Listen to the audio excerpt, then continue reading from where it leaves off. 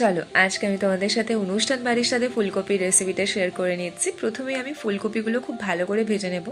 বেশ খানিকটা সর্ষের তেলের মধ্যে লবণ এবং হলুদ গুঁড়ো দিয়ে এটাকে ভালো করে ভেজে নিচ্ছি। এরপর এটা ভাজা হয়ে গেলে এর মধ্যে আমি আলুগুলো দিয়ে এটাকেও ভালো করে ভেজে নেব।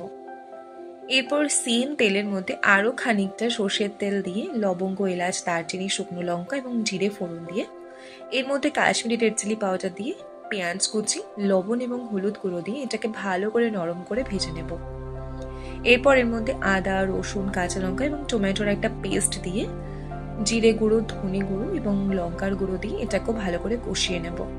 মশলাটা কষানো হয়ে গেলে ফ্লেমটাকে মিডিয়াম করে দিয়ে দই, পোস্ত এবং কাজু বাদামের একটা পেস্ট বানিয়ে রেখেছিলাম সেটা দিয়ে আরও ভালো করে কষিয়ে নিতে হবে।